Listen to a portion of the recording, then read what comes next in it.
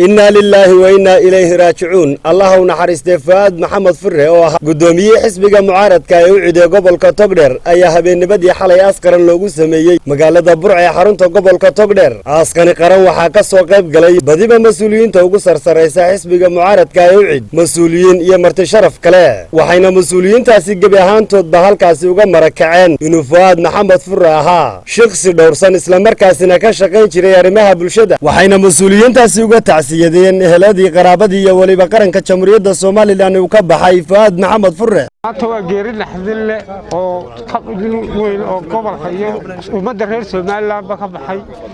ayuu ahaa Fuad Maxamed Furre waxaan Ilaahay uga barayaa inuu jannada firdawsa ka waraabiyo qaraabadii uu ka baxayna samiriyay ka siiyo Fuad Maxamed Furre Allah u naxariisto qoysaan samiriyay Allah ka siiyo bulshada gobolka Togdheer ka baxayna samiriyay Allah ka siiyo waxaan joognaa aaski gudoomiyaha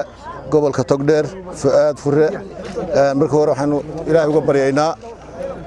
Ilaahay jannadii firdawsi ka waraabiyo ehelkiisa iyo qaraabadiisa Ilaahay ka sabriyo iimaan ka siiyo Ilaahay subhanahu wa ta'ala waxaan u weydiinaa inuu u hawl yareeyo su'aasha la weydiinayo oo Ilaahay ehlu janno ka dhigo oo ahaa nin furfuran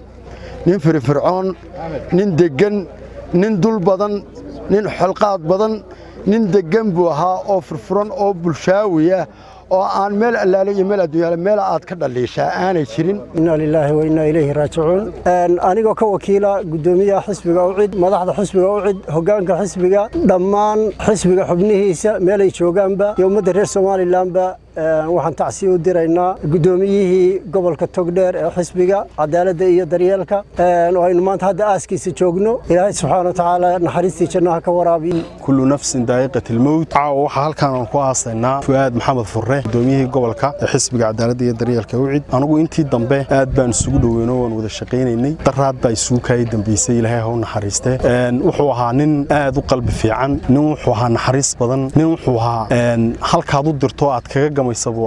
halkaas aad ka garanaysaa inuu nin ballaaran ahaa iyo jamca ku tukanaya intii leeyihiin iyagaana uu marxaati furay Ilaahay samiriyay iimaan ha ka siiyo ehlikii iyo qaraabadii iyo qoyskii uu marxuumku ka baxayba inna lillahi wa inna ilayhi raaji'uun kullu nafsin daa'iqatul mawt qof waliba geeri uu dhadhamin waxaan runtii aad iyo aad uga tacsiyadeynayaa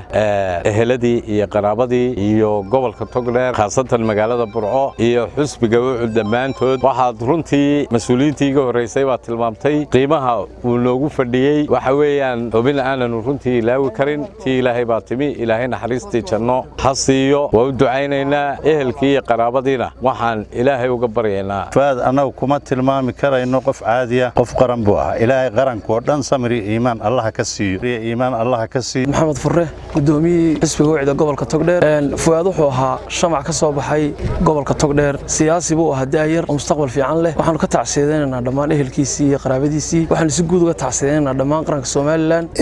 Ilaahay waxaan uga baryaynaa inuu kii ay naxariistiisu naxariista Ilaahay u waajibto uu ka yeelo qabrigana uu asiiciyo innagana samri iimaan saadiqa naga siiyo وعلي آدم در علي تاني ورك تلفزيون كون كيبل مقالة برعو إحرنت قبل كتقدر